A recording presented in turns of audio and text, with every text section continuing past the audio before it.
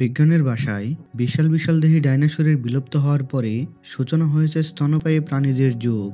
বর্তমানে প্রাক ঐতিহাসিক যুগে বিলুপ্ত হয়ে যাওয়া এই সকল ডাইনোসরের শুধুমাত্র হাড় খুঁজে পাওয়া যায় পৃথিবীর বিভিন্ন এলাকায়। সেই আমলে স্থলভাগে যেমন বিলুপ্ত হয়েছিল বিভিন্ন প্রজাতির ডাইনোসরের, ঠিক তেমনি জলেও প্রায় 2,30,00,000 বছর আগে বিলুপ্ত হয়েছিল 98 ফিট লম্বা মেগালোডন হাঙরের।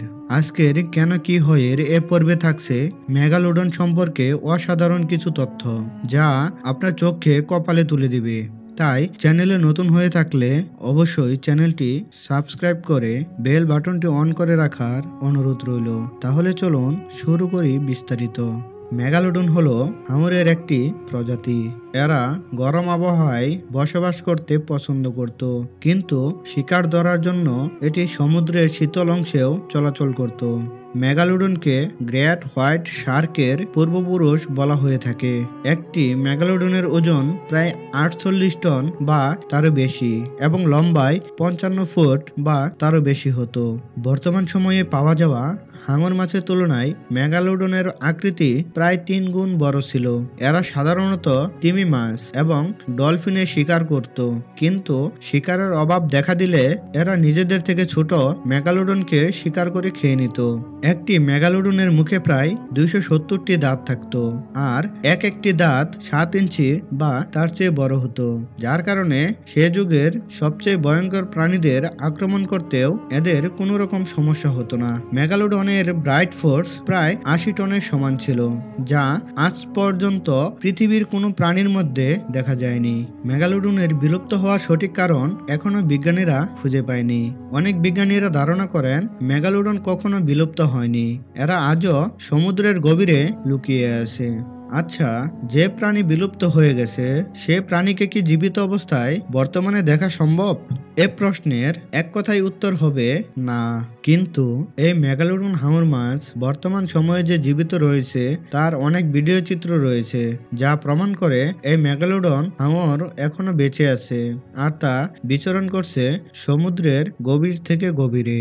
যখন দ্বিতীয় বিশ্বযুদ্ধ চলছিল বিশ্বজুড়ে, তখন সারা বিশ্বজুড়ে চলছিল জার্মানির হিটলার বাহিনীর অগ্রাসন, আর এ সময় ফ্রান্সের অনেকগুলি সমুদ্র বন্দর চলে যায় হিটলার অর্থাৎ জার্মানদের দখলে। এ সময় এই জায়গাকে সুরক্ষিত রাখতে জার্মান বাহিনী নৌবহর বৃদ্ধি করে। এ সময় তাদের দেখা হয় এই মেগালোডন হাঙর মাছের সাথে। এর ছবি তুলে রেখেছিল তারা, কিন্তু তা সে সময় প্রকাশ করা না হলেও সময়ের পরিবর্তনের সাথে সাথে জার্মানিদের অনেক গোপন নথির মতো এটিও উন্মুক্ত হয় সকলের সামনে। 5 এপ্রিল 2013 সাল আফ্রিকার কেপটাউনের সমুদ্র এলাকায় বন্ধুরা মিলে সমুদ্রে মাছ ধরার আয়োজন করছিল। এই আয়োজনের সম্পূর্ণটাই ভিডিও করার আয়োজন ছিল তাদের, কিন্তু কোনো এক অজ্ঞাত প্রাণী তাদের স্পিড বোটে আক্রমণ করে বসে, আর এই দুর্ঘটনায় সকলেই নিখোঁজ হয়। কিন্তু অনুসন্ধানের সময় তাদের ধারণ করা ভিডিও ক্যামেরাটি উদ্ধার করা সম্ভব হয় গভীর সমুদ্র তল থেকে। তাদের এই ভিডিও ক্যামেরাটি ছিল ওয়াটারপ্রুফ। এই দুর্ঘটনার পরে সকলেই নিখোঁজ হয়, কিন্তু সমুদ্রের নিচে খুঁজে পাওয়া যায় তাদের বোটের ভাঙা অংশ, আর সেখানে স্পষ্ট দেখা যায় বোটের গায়ে রয়েছে বিশাল আকৃতির কামড়ের দাগ, যা হুবহু হাঙরের কামড়ের মতো, কিন্তু আকার এবং আকৃতিতে বিশাল বড়। তখন সবাই ধারণা করেছে এই কামড়টি মেগালোডনের। আচ্ছা, আপনার কি মনে এই প্রশ্নটি উদয় হচ্ছে যে এই মেগালোডনের অস্তিত্ব নিয়ে কথাবার্তা কি শুধুমাত্র বর্তমান সময়ে হঠাৎ করে উঠে এসেছে, নাকি অনেক আগে থেকেই এর প্রচলন রয়েছে? যদি মনে করে থাকেন হঠাৎ করে উঠে এসেছে, তাহলে তা ভুল। কেননা সমুদ্রের পার্শ্ববর্তী অনেক অঞ্চল রয়েছে যেখানের রূপকথাতেও রয়েছে বিশাল বড় বড় হাঙর মাছের কথা। যেমন পলিনেশিয়ার জেলেদের মধ্যে প্রচলিত আছে 100 ফুট লম্বা হাঙর মাছের কথা। ইন্দোনেশিয়ার জেলেদের মধ্যে প্রচলিত আছে 75 ফুট লম্বা হাঙর মাছের কথা, যারা সম্পূর্ণ সমুদ্র জুড়ে রাজ করে। মেক্সিকোতে প্রচলিত আছে 60 ফুট লম্বা হাঙর মাছের কল্পকথা। একবার চিন্তা করে দেখেন, যে হাঙর মাছের অস্তিত্ব নেই বলে দাবি, তাহলে সেই হাঙর মাছের কথা কিভাবে এই সব এলাকার মানুষেরা জানে? আর তাদের যদি ন্যূনতম কোনো ধারণা না থাকে, তাহলে কোনোভাবেই তা গল্পকথায় উঠে আসতে পারে না। তার মানে বহু বছর ধরে চলে আসা এই সকল গল্পকথার উৎপত্তি নিশ্চয়ই হয়েছিল কোনো এক সময় কেউ এই হাঙরের সম্মুখীন হয়েছিল তাই। এবার তাহলে আরেকটি ঘটনায় আসা যাক। ২১ জানুয়ারি ২০০৯ সাল। হাওয়াইয়ের সমুদ্রে বাবা ছেলে ঠিক করে একসাথে সময় কাটাবে এবং তারা সমুদ্রে মাছ ধরবে। এ সময় মাছ ধরতে ধরতে তারা হঠাৎ করে দেখতে পায় সমুদ্রে পাড়ে পড়ে রয়েছে এক বিশাল তিমির অর্ধেক মৃতদেহ, যার লেজের দিকের অংশ নেই বললেই চলে। পরবর্তীতে এই তিমি নিয়ে পশু বিশেষজ্ঞরা ময়নাতদন্ত করে জানান যে তিমির পিছনের এই অংশটুকু কোনো কিছু আক্রমণ করে এবং এক কামড়েই অর্ধেক ছিঁড়ে ফেলে। আর আক্রমণকারীর দাঁত বেশ শক্ত আর চোয়াল বিশাল বড়, কেননা এক তিমি মাছকে কামড়ে ২ টুকরা করে ফেলার মতো খুব বেশি প্রজাতির প্রাণীর অস্তিত্ব এই পৃথিবীতে নেই। আপনারা সকলেই জানেন যে আফ্রিকাতে যত প্রজাতির প্রাণীর সন্ধান পাওয়া যায়, তা আর কোনো একক অঞ্চলে এত প্রাণী পাওয়া যায় না।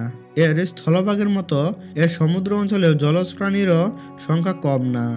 আর এই জলজ জগৎকে দেখার জন্য শুধু আফ্রিকাতে নয়, বিশ্বের বিভিন্ন অঞ্চলে গভীর সমুদ্র অঞ্চলে বসানো আছে ক্যামেরা, যা দিয়ে বিশেষজ্ঞরা প্রতিনিয়ত এই জলজ জগৎকে দেখেন। আর এখানেই আবার ধরা পড়ে মেগালোডন। সমুদ্রের পরিবেশের তারতম্য বোঝার জন্য রোবটের মাধ্যমে সংগ্রহ করা হচ্ছিল সমুদ্রতলের মাটি বা বালি। আর এ সময় যা ক্যামেরায় ধরা পড়ে তা সকলকেই হতবাক করে দেয়। এখানে ক্যামেরায় ধরা পড়া হাঙরের পাখার আকৃতি হিসাব করে যদি এই হাঙরের আকৃতি বের করা হয়, তাহলে তা লম্বায় ৬২ ফুট হয়। আপনারা তো নিশ্চয়ই জানেন কোস্ট গার্ড কতটা কার্যকরী ভূমিকা রাখে ডুবন্ত বোট থেকে লোকদের উদ্ধার করতে। আর তারা এতটা ভালোভাবে কাজ করতে পারে কারণ তাদের থাকে অত্যাধুনিক সব ব্যবস্থা। এরকম এক বোট ডুবির ঘটনায় তারা হেলিকপ্টার নিয়ে ছুটে যায় ব্রাজিলের একটি কোস্ট গার্ড। এ সময় দড়ি দিয়ে ডুবন্ত বোট থেকে লোক উদ্ধারের সময় তাদের হেলিকপ্টারের ক্যামেরায় আরেকবার ধরা পড়ে। বন্ধুরা, এই ভিডিওটি দেখে আপনি কি বুঝলেন? মেগালোডন আছে বা নেই?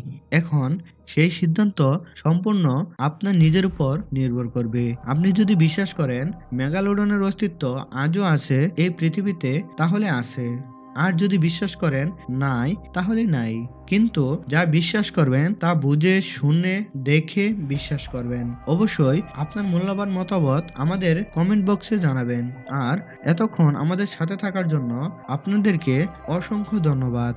সবাই ভালো থাকবেন, সুস্থ থাকবেন। Bye bye.